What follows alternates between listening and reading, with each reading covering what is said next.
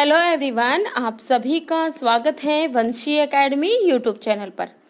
तो आज हम यहाँ करेंगे 6th class NCERT history chapter 2 जिसका नाम है आखेट, खाद्य संग्राहक से भोजन उत्पादन तक। ठीक है, इससे पहले हमने 2 पार्ट चैनल पर अपलोड कर दिए हैं।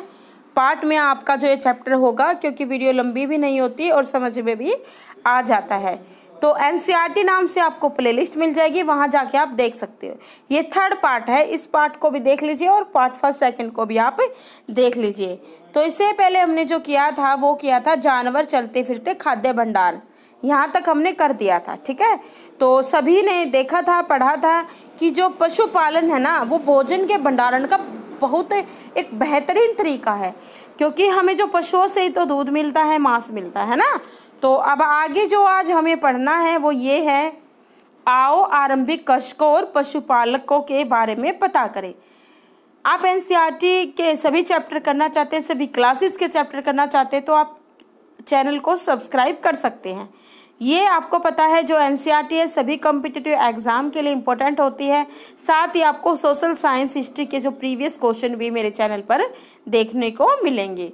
ठीक है, तो ये जो टॉपिक करने से पहले मैंने आपको बताया कि जो मनुष्य था, मानव था, वो कृषक भी बन गया और पशुपालक भी बन गया। ठीक है, अर्ली ह्यूमन जो था, समय की डिमांड थी, अपने अनुभव से, है ना, अपनी सोच समझ से उसने जो कृषि भी करना स्टार्ट कर दिया और पशुओं को पालना भी, जो अहिंसक पशु थे उनको पालना भी जो है शुरू कर दिया था। अब हम ये टॉपिक पढ़ने से पहले हमें मानचित्र 2 देखना पड़ेगा और 2 में वे स्थान देखने पड़ेंगे जो नीले वर्ग के हैं। यानी कि अगर बेसिकली हम बात करें, इसमें जो बात की गई है वो नवपाषाणकालीन स्थलों की, पुरास्थल की जो है बात की गई है। तो भी मानचित्र में मैं दिखा देती हूँ। तो नीले वर्ग के में जो आपका है बुर्ज होम है, जहाँ पे गर्तावास मिले हैं, मेहरगढ़ कृषि और पशुपालन के साक्ष्य हमें मिले हैं। चिरौंद है आपका कोल्डी हवा, यानी कि चावल की खेती के लिए जो शुरुआती हमें साक्ष्य यहीं से मिले हैं, आपका एग्ज़ाम में पूछा जाता है।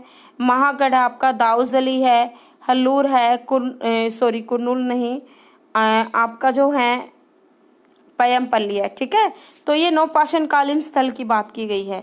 ये वे पूरा स्थल है जहाँ से हमें कृषि और पशुपालकों के जो है हमें अवशेष, रिमेन्स जो है हमें मिले हैं। ठीक है, तो शुरू करते हैं यहाँ से, ये रहा। ठीक है, तो मानचित्र 2 हमने देख लिया। इनमें से प्रत्येक बिंदु उस जगह को दर्शाता है जहां आर्कियोलॉजिस्ट को शुरुआती जो है कृषकों और पशुपालकों के होने के सोर्सेस मिले हैं। ये पूरे उपमहाद्वीप में पाए गए हैं। तो सबसे महत्वपूर्ण जो है वो पश्चिमोत्तर क्षेत्र में, ठीक है, अभी हमने जैसे मेहरगढ़ देखा, आधुनिक कश्मीर में हमने बुर्ज होम देखा, और पूर्वी दक्षिण दाऊजली हमने जो देखा। ठीक है, चिरौंद दाऊजली है। पूर्वी तथा दक्षिण भारत में पयमपल्ली हमें देखा है ना, हुल्लूर देखा, तो दक्षिण भारत में पाए गए हैं। ये वेरी इंपॉर्टेंट हो जाता है, ये आप राइट डाउन कर लीजिए। वास्तव में जो ये स्थान है ना जो दिखाए गए थे मानचित्र में, वो कृषकों और पशुपालकों की बस्तियाँ थी या नहीं, इसे जांचने के लिए जो वैज्ञानिक खुदाई में मिले पौधों और पशुओं की हड्डियों के नमूनों का अध्ययन कर रहे हैं, स्टडी करते हैं। ठीक है, तो इसका अध्ययन करते हैं और स्टडी जो उसकी करते हैं। इनमें से सबसे रोचक जो है जले हुए अनाज के दानों के अवशेष है, क्योंकि जो अनाज होगा ना तो बिना जला हुआ वो क्या होगा, वो ख़त्म हो जाएगा, लेकिन जले हुए अनाज जो है उनके रिमेन्स हमें मिले हैं, वो जो काफ़ी टाइम तक जो है बचे रहते हैं। ऐसा लगता है कि ये गलती से या फिर जानबूझकर चलाए गए होंगे। वैज्ञानिक इन अनाज के दानों की पहचान कर सकते हैं और इस तरह हमें पता चलता है कि इस उपमहाद्वीप के विभिन्न भागों में बहुत सारी फसलें उगाई जाती रही होगी, ऐसा माना जाता है।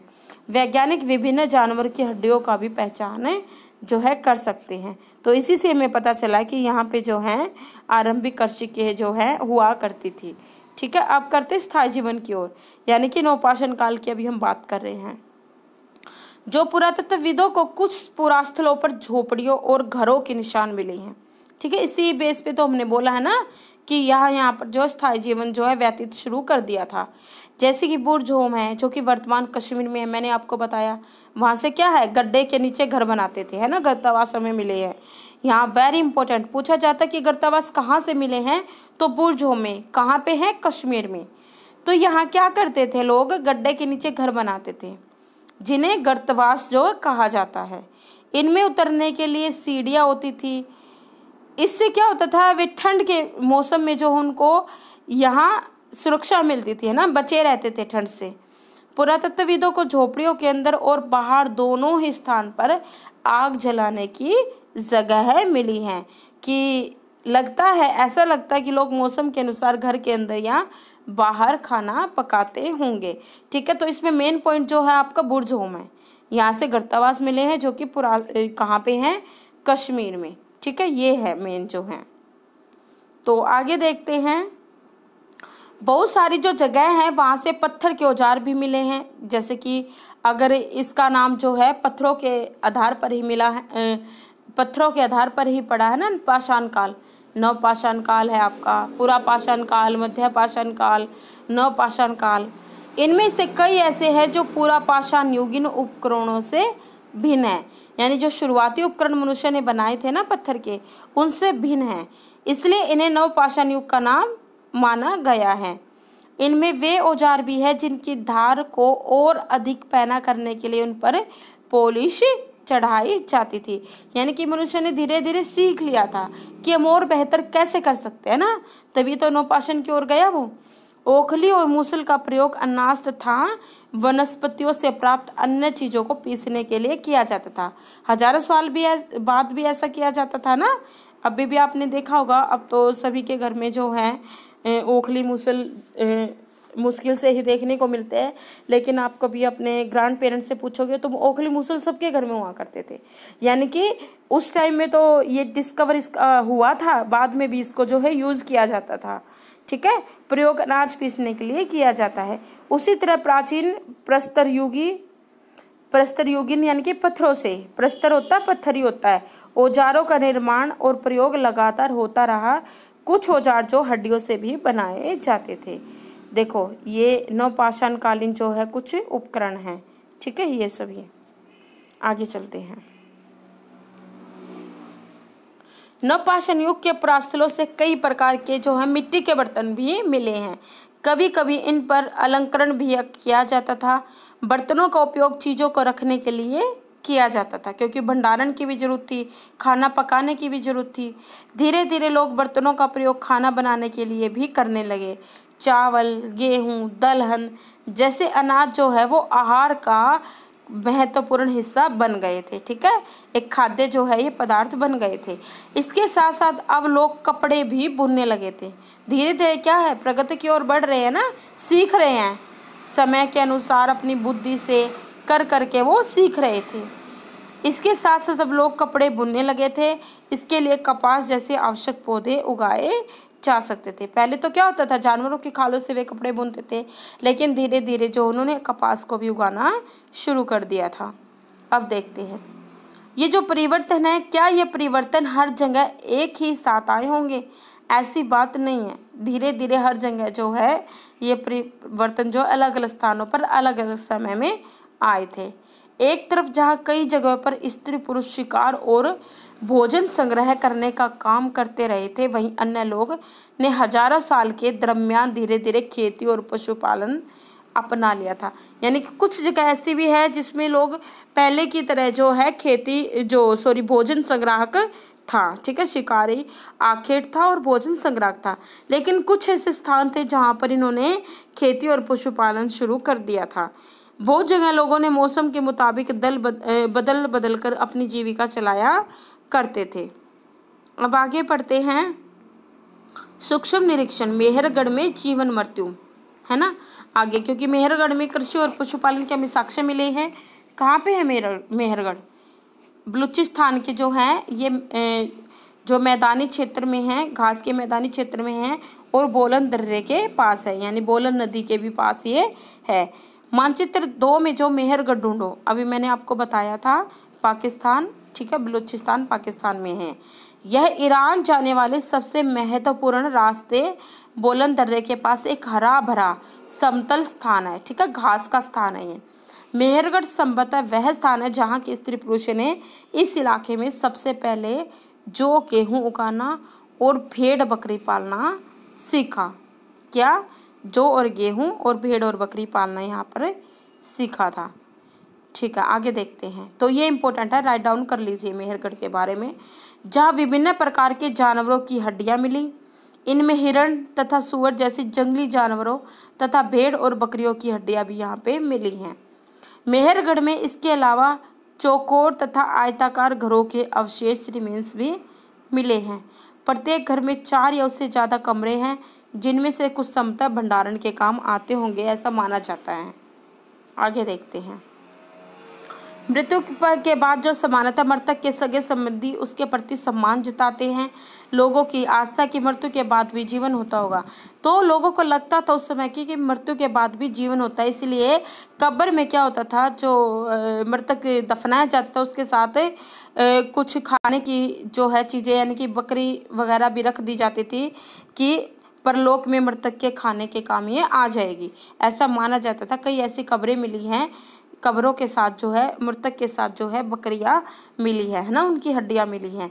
तो लोगों की यह आस्था थी कि मरने के बाद भी आगे जीवन है और परलोक में ये खाने के लिए इसके काम आएगी। ठीक है, आगे देखते हैं। अब आते हैं फ्रांस में गुफा में की गई चित्रकारी। अब फ्रांस को ढूंढो अपनी एटलस में। यह चित्र फ्रांस की एक गुफा का है। इस पुरास्थल की खोज लगभग 100 साल पहले 4 स्कूली छात्रों ने की थी। कब की थी? 100 साल पहले। किसने? 4 स्कूली छात्रों ने। इस तरह के चित्र लगभग 20,000 साल पहले से लेकर 10,000 साल पहले के बीच में बनाए गए होंगे। ठीक है, तो 20,000 साल पहले से लेकर 10,000 साल पहले। इनमें कई जानवरों के चित्र, इनमें जंगली घोड़े, गाय, भैंस, गैंडा, क्योंकि ये नेचर के चित्र बनाते थे, प्रकृति की, क्योंकि वे वहीं रहते थे, आसपास की जो चीज़ें देखते थे उन्हीं के वे चित्र बनाते थे। और इनसे हमें ये जानकारी मिली कि उस समय में कौन कौन से जानवर हुआ करते थे। गैंडा, रेनडियर, बारहसिंगा और सूअरों को गहरे चमकीले रंगों से जो है चित्रित किया गया, देख लीजिए। ठीक है, ये है। इन रंगों को लोहे, अस्सक और चारकोल जैसे खनिज पदार्थों से बनाया जाता था। यह संभव है कि इन चित्रों को उत्सवों के अवसर पर बनाया जाता था या फिर इन्हें शिकारियों द्वारा शिकार पर निकलने से पहले कुछ अनुष्ठानों के लिए बनाया गया होगा, ऐसा माना जाता है। एक नवपाषाणकालीन पुरास्थल देखो। नवपाषाण युग के सबसे प्रसिद्ध पुरास्थलों में एक चताल हयूक तुर्की में है। ठीक है, कहाँ पे है एक नवपाषाणकालीन स्थल? चताल हयूक तुर्की में। यहाँ दूर दराज स्थानों से कई चीज़ें लाई जाती थी और उनका उपयोग किया जाता था, जैसे सीरिया से लाया गया चकमक पत्थर। तो जो ये तुर्की में जो ये पुरास्थल है, यहाँ अलग अलग स्थानों से चीज़ें लाई जाती थी। तो सीरिया से क्या लाया जाता था? चकमक पत्थर। लाल सागर की कोड़ियाँ, ये इंपॉर्टेंट है, ये ध्यान रखना। लाल सागर की कोड़ियाँ, भूमध्य सागर की सीपियाँ। ध्यान रहे कि उस समय तक पहिए वाले वाहन का विकास नहीं हुआ था। लोग जो सामान है खुद जानवरों की पीठ पर लाद कर लाया करते थे।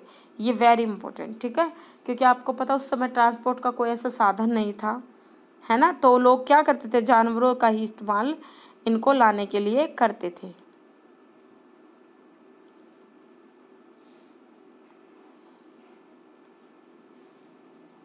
ठीक है, और ये आप पढ़ लीजिएगा। तो आज के जो इम्पोर्टेंट है, थोड़ा इन जो है कीवर्ड्स को भी आप देख लीजिएगा, इम्पोर्टेंट है। तो ये चैप्टर हमारा हो चुका है। 3 पार्ट में चैप्टर आपका कवर हुआ है। नेक्स्ट 3rd पार्ट हम 6th क्लास का यहाँ पे स्टार्ट करेंगे। धन्यवाद स्टूडेंट, चैनल को सब्सक्राइब कर लीजिए।